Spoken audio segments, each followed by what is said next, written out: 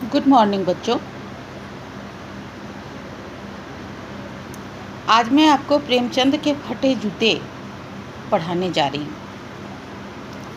इस पाठ को पढ़ाने से पहले इसके लेखक के बारे में कुछ बता दूँ और उन्होंने क्या लिखा है इस पाठ में, एक साधारण सा परिचय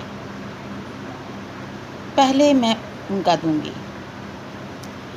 इस पाठ को लिखा है प्रसिद्ध व्यंग्यकार श्री हरिशंकर परसाई। व्यंग्य साहित्य में वे एक सशक्त हस्ताक्षर है। सशक्त हस्ताक्षर कहने का मतलब है कोई एक जाने माने हुए नाम है। भारतीय जीवन में रचे बसे पाखंड, भ्रष्टाचार, अंतर विरोध, बेईमानी आदि पर उन्होंने अनेक व्यंग्य लेख लिखा है। शोषण के विरुद्ध भी साहित्य की भूमिका का निर्वाह किया है। उनका व्यंग्य लेखन परिवर्तन की चेतना को जन्म देता है। मतलब जो सामाजिक कुरीतियां हैं उनको बदल देने की प्रेरणा देता है।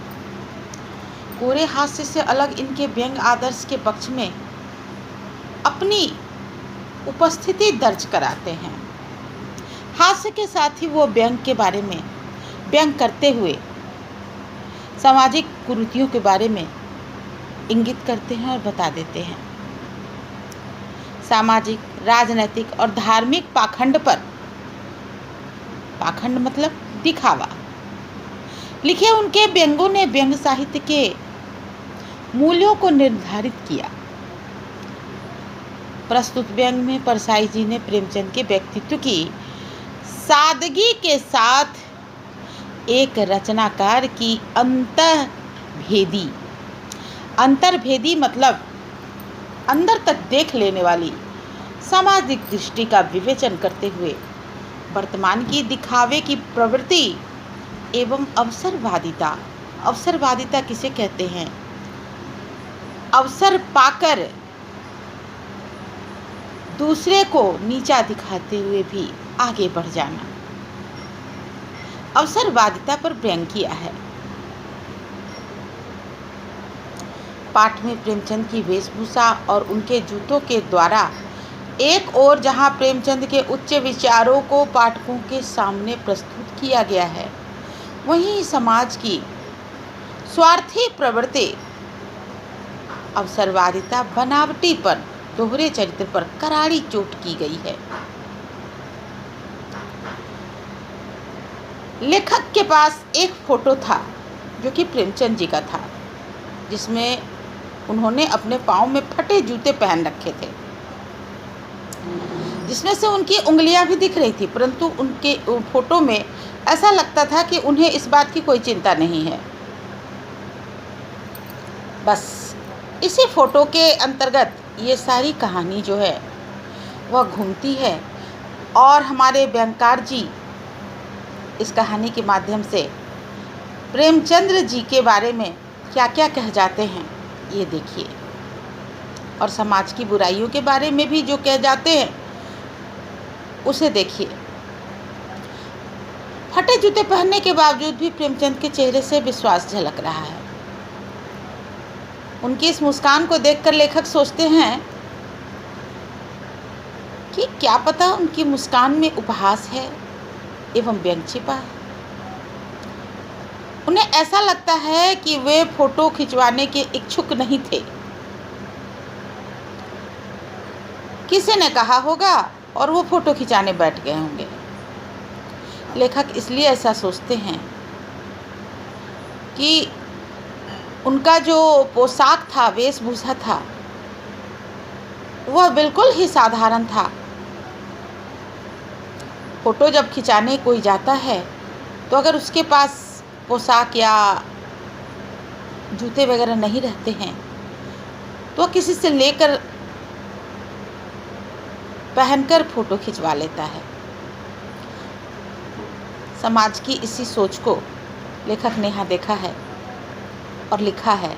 लोग फोटो खिंचवाने के लिए सब कुछ उधार ले लेते हैं, पर प्रेमचंद तो इतने सादगी भरे हैं कि फोटो को महत्व ही नहीं देते।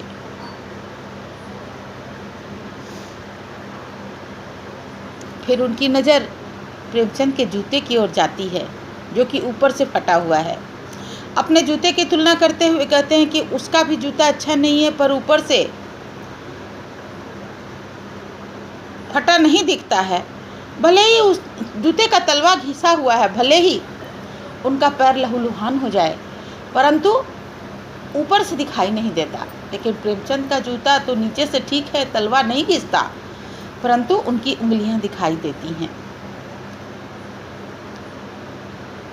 लेखक सोचते हैं वह प्रेमचंद की तरह फटा जूता नहीं पहन सकते।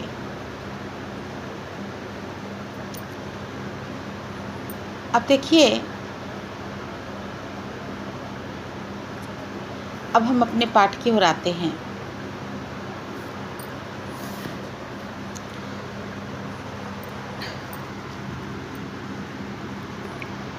प्रेमचंद का एक चित्र लेखक के सामने है। पत्नी के साथ फोटो खिंचा रहे हैं। सिर पर किसी मोटे कपड़े का टोपी पहने हैं और धोती पहने हुए हैं। कनपटी चिपकी हुई है, गालों की हड्डियां उभर आई है। लेकिन चेहरे पे जो उनकी घनी मूछें हैं, वह उन हड्डियों के उभर आने को दबाते हुए चेहरे को भरा भरा बना देती है। उससे उनका चेहरा भरा भरा दिखाई देता है। पाँव में कैनवस के जूते हैं, जिनका बंद अर्थात डोरी जिससे बांधी जाती है, जूते को बांधा जाता है, वो बेतरतीब बंधे हैं। ऐसा इसलिए है कि उस डोरी का लापरवाही से प्रयोग करने के कारण उसके सिरे की पतरी जो है लोहे की, जिससे कि जूते की छेद में वो घुसाई जाती है, वो टूट गई है और इससे छेद में बंद डालने में परेशानी होती है।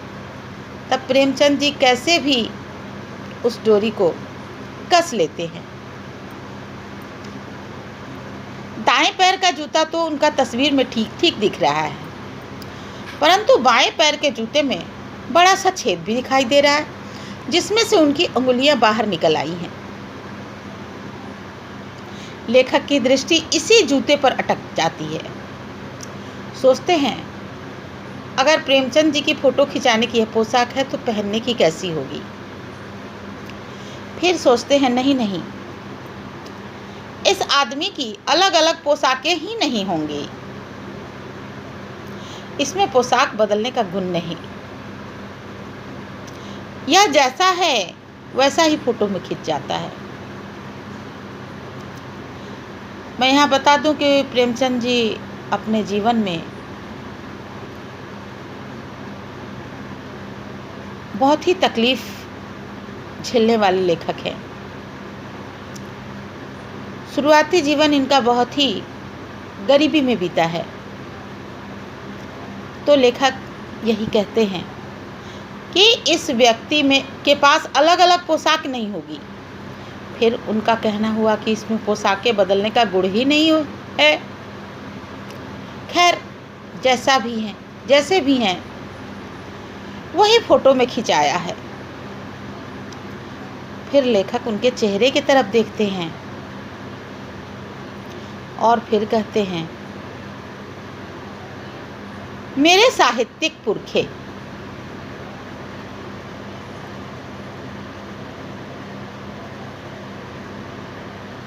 तुम्हें मालूम है कि तुम्हारा जूता फट गया है और उंगलियां दिखाई दे रही हैं। साहित्यिक पुरखे उन्होंने इसलिए कहा कि लेखक जो हैं, प्रेमचंद जी जो हैं, वह उनसे बहुत ही पहले से लिखते थे और बहुत समाज की बुराइयों के बारे में उन्हें बहुत ही गहरी पकड़ थी। समाज की बुराइयों को वो अपनी लेखनी से स्पष्ट कर देते थे। सामाजिक भावनाओं को उकेड़ देते थे। तो उन्होंने कहा कि क्या तुम्हें मालूम है मेरे साहित्यिक पुरखे कि तुम्हारा जूता फट गया है और उंगलियां बाहर दिखाई दे रही हैं। उन्हें बड़ा आश्चर्य हो रहा था, क्योंकि इसका उन्हें प्रेमचंद जी को जरा भी एहसास नहीं था।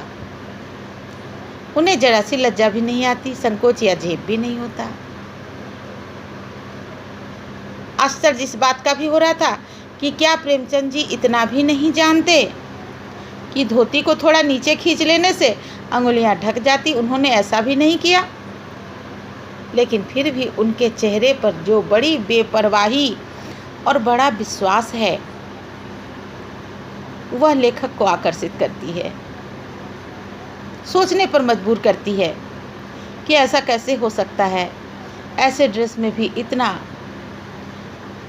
बड़ा विश्वास और मुस्कान, जैसे इस बात की कोई चिंता ही नहीं हो कि उन्होंने क्या पहना है, कैसा पहना हुआ है। तब लेखक सोचते हैं, फोटोग्राफर ने जब रेडी प्लीज कहा होगा, तब परंपरा के अनुसार लेखक ने मुस्कान लाने की कोशिश की होगी, लेकिन इतनी दर्द तकलीफ हृदय में भरे रहने के कारण गहरे पड़ी कुएं के तल जैसी गहराई से कहीं वह मुस्कान निकालने की कोशिश कर रहे होंगे कि बीच ही में फोटोग्राफर ने फोटो क्लिक कर दिया होगा और थैंक यू कह दिया होगा। लेखक को उनकी यह अधूरी मुस्कान, जो कि पूरी हंसी भी नहीं है और वो पूरे गंभीर भी नहीं है, तो ये जो अधूरी मुस्कान है वह सोचने पर विवश करती है। वह सोचते हैं यह मुस्कान नहीं, इसमें तो उपहास है और व्यंग है। आज यहीं तक। इस वीडियो को अच्छे से सुनिएगा, ध्यान से सुनिएगा और इसको समझने का प्रयत्न करिएगा। आगे अगले वीडियो में